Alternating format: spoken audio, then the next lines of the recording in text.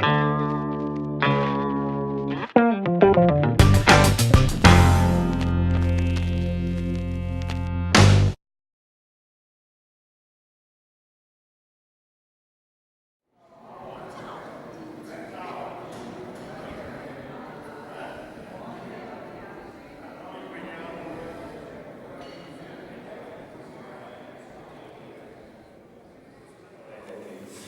la parola a Malovin, intanto vi ringrazio di essere intervenuti e la serata proseguirà dopo l'intervento con interventi in programma, però ovviamente è aperto a tutti, eventuali sindaci, eventuali consiglieri comunali, perché a breve anche il Consiglio Comunale di Este dovrà pronunciarsi su questo referendum e non sarà una passeggiata, ci sono consiglieri già sensibili, ma questa serata vuole essere anche uno sprone per un'amministrazione comunale che deve garantire la possibilità che i cittadini si esprimano. Buonanotte, ti do la parola. Buonasera a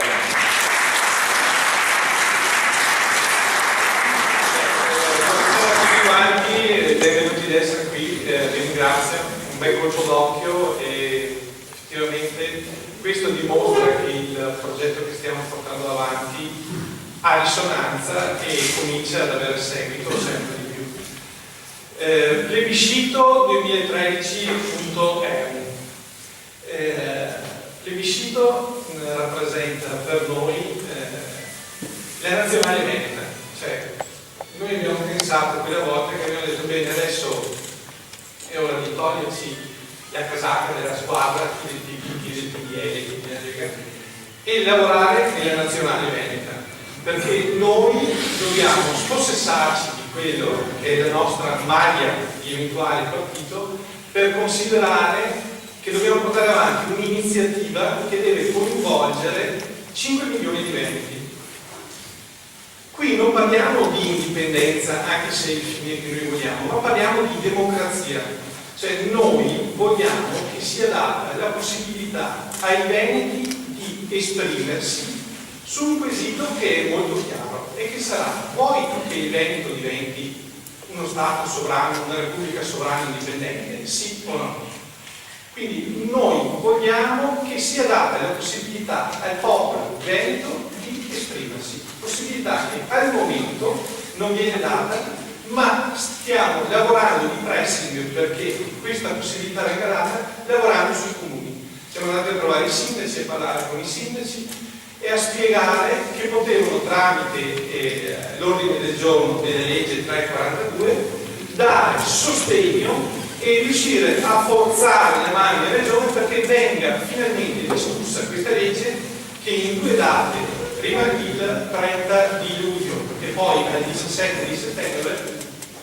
con un colpo di mano praticamente è stata rimandata in prima commissione questa legge, che era già molto chiara, che era già stata sviscerata e che bastava solo decidere, però